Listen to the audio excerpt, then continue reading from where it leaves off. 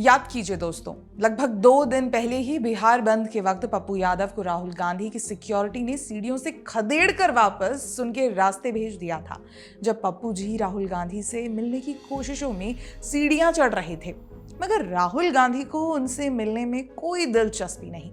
अब ठीक यही हाल कर्नाटक के मुख्यमंत्री सिद्धारमैया के साथ भी हुआ है। कर्नाटक के मुख्यमंत्री सिद्धारमैया और उप मुख्यमंत्री डीके शिव कुमार हाल ही में दिल्ली दौरे पर थे।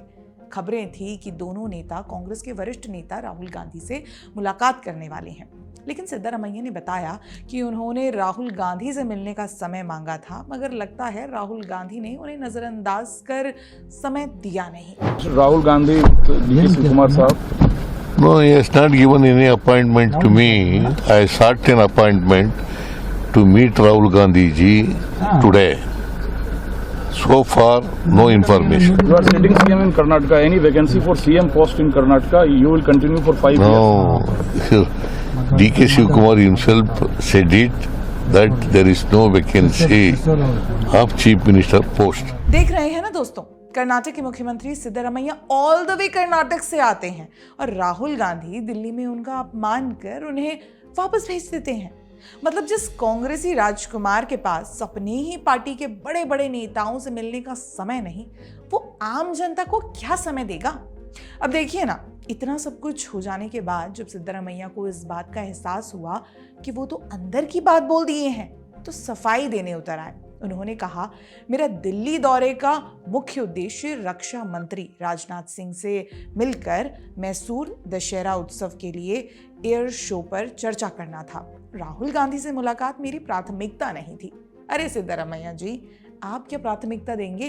दरअसल बात यह है कि राहुल गांधी ने आपको प्राथमिकता देनी सही नहीं समझी, तो सफाई देने से कुछ नहीं होगा। हम जानते हैं ये आप सबकी पुरानी आदत है, अपने कांग्रेसी राजकुमार राहुल गांधी की इमेज को सुधारते रहना। अब देखिए, जैसे सिद्धारमैया सफाई दे रहे थे, ठीक वैसे ही पप्पू यादव भी दे रहे थे। पप्पू यादव का सम्मान और स्वाभिमान सब गरीब है। भैया हम गिर गए, चोट लग गई बहुत ज्यादा, मेरे इसमें पीछे बैक साइड में चोट लग गई। आइडियोलॉजी का रिश्ता है कांग्रेस के साथ। एक बार ने 1 लाख बार भी अपमानित होना मंजूर है। राहुल गांधी जी जिस आइडियोलॉजी को लेके चलते हैं, मेरा बिल्कुल अर्जुन के तरह लक्ष्य वही है। पप्पू जी, आपको तो सीढ़ियों से ही नीचे कर दिया था, उसके बाद भी राहुल गांधी के लिए इतना प्रेम। खैर, पप्पू यादव तो एक उदाहरण मात्र है। असल मुद्दा तो ये है कि राहुल गांधी जो चुनाव हारने का ऑलमोस्ट रिकॉर्ड बना ही चुके हैं, वो अपने ही बड़े नेता जो कि एक राज्य के मुख्यमंत्री भी हैं, उनका अपमान कैसे कर सकते हैं?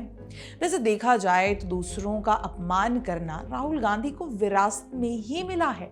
दोस्तों, ये पहली बार नहीं है जब किसी गांधी ने कर्नाटक के किसी वरिष्ठ नेता का अपमान किया हो। इतिहास बताता है कि कैसे राजीव गांधी ने बीमार वीरेंद्र पाटिल को बेवजह बर्खास्त कर दिया था, जिससे राज्य में कांग्रेस का पतन हुआ था। ऐसे में ये तो साफ है ही कि कांग्रेस और खासकर गांधी परिवार हमेशा से कन्नड़ लोगों के साथ तिरस्कारपूर्ण व्यवहार करता रहा है। सिद्धारमैया तो बस ताजा उदाहरण है। एक तरफ ये कांग्रेस के अन्य नेता हैं जो राहुल गांधी के अपमान को झेलने के बाद भी हमेशा उनकी छवि सुधारते रहते हैं। उन्हें जननायक का टैग भी दिया हुआ है, मगर असल में राहुल गांधी किस किस्म के इंसान हैं वो आप अब तक समझ ही गए होंगे। दोस्तों, राहुल गांधी की इस छवि को लेकर हिमंता बिस्वा शर्मा ने भी खुलकर अपनी बात रखी है जब वो कांग्रेस में थे, कि कैसे कांग्रेस में हमेशा परिवारवाद चलता है। खुद इतने बड़े नेता होने के बाद भी हिमंता बिस्वा शर्मा को राहुल गांधी नजरअंदाज कर दिया करते थे। तो जो नेता अपनी पार्टी के बड़े बड़े नेताओं का ना हो सका, वो जनता के लिए क्या होगा? जनता के मुद्दे क्या सुनेगा? ये तो वो कांग्रेस है जो पत्रकारों की आज़ादी पर भी पाबंदी लगाती है। मैं यहाँ एक और उदाहरण देना चाहती हूँ। कांग्रेस कार्यालय में पत्रकारों का आना बैंड है। प्रेस कॉन्फ्रेंस के अलावा वे केवल एक कमरे में ही जा सकते हैं। वे नेताओं से नहीं मिल सकते। कांग्रेस कार्यालय की किसी भी मंजिल पर जाने की अनुमति नहीं है। ये सब केवल पत्रकारों को नजरअंदाज करने के लिए होता है। लेकिन वहीं दूसरी ओर भाजपा कार्यालय में मीडिया के प्रवेश के लिए एक अलग द्वार है। पत्रकार किसी भी मंजिल पर जा सकते हैं, किसी भी नेता से मिल सकते हैं, और ये मेरे शब्द नहीं बल्कि खुद ग्राउंड पर रहने वाले बड़े पत्रकारों का कहना है। जो 24 अकबर रोड है, 2 कांग्रेस के ऑफिस हो गए, एक 24 पुराना दफ्तर, एक नया दफ्तर।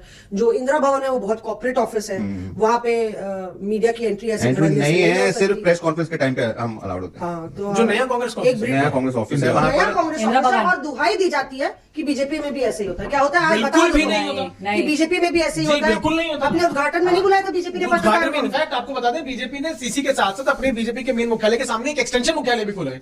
वहाँ पर- आज ये बात क्लियर हो जा रही है, 2 बीजेपी कवर करने वाले पत्रकार हैं हाँ। कि ये जो कहा जाता है कि इंदिरा भवन में कांग्रेस बीजेपी की राह चल रही है, बिल्कुल ऐसा नहीं है। पत्रकारों पर इतनी जो है बंदिशें हैं लेकिन उसमें। नहीं, बंदिशों के नहीं। मामले में तो कांग्रेस पार्टी को कुछ बोलना नहीं चाहिए। अच्छा। अभी 50 साल पूरे हुए इमरजेंसी के। दूसरी बात वो बोल ये- रहे हैं 11 साल की इमरजेंसी चल रही है, वो भी अनडिक्लेयर्ड। वो भी अनडिक्लेयर्ड। तो बात निकलेगी तो दूर तक जाएगी, पर मुद्दे पे जो आप कह रहे हैं, हाँ। बीजेपी ऑफिस के अंदर आपको कभी भी जाना है, किसी भी समय जाना है, आपका बैक गेट से एंट्री है, क्योंकि मेन गेट से कार्यकर्ता आते हैं, बहुत भीड़ होती है, इसलिए मीडिया के लिए स्पेसिफिक एंट्री गेट जो है पीछे का बैक गेट दिया हुआ है बीजेपी ऑफिस और क्या एक ही कमरे में जा सकते हैं, कहीं जी इधर नहीं, उधर नहीं जी जा नहीं, ऐसा नहीं है। सकते? आप वहां पर 5 के 5 फ्लोर्स में लिफ्ट लगी हुई है और पूरी तरह से बोलते access है। पहले दूसरे फ्लोर कहीं नहीं जा नहीं, सकते। नहीं, ऐसा कुछ तो इंदिरा भवन में तो कहीं नहीं जा नहीं, ये सकते। गलत है। इंदिरा भवन में एक कमरे के आगे कहीं टॉयलेट नहीं में भी है। ताला बहुत लगा सारी है। बातें बता रही एक बात तो सुनो, बिल्कुल नौशरी, आप ही बताइए, आज हम आपसे बैठ के बात कर रहे हैं, अंदर की बातें बता रहे हैं, वो कैसे हम नेताओं से मिलते हैं कहाँ पर है? बीजेपी ऑफिस में। बीजेपी अच्छा। ऑफिस में मिलने के लिए उनके कमरे तक तो जाएंगे ही ना।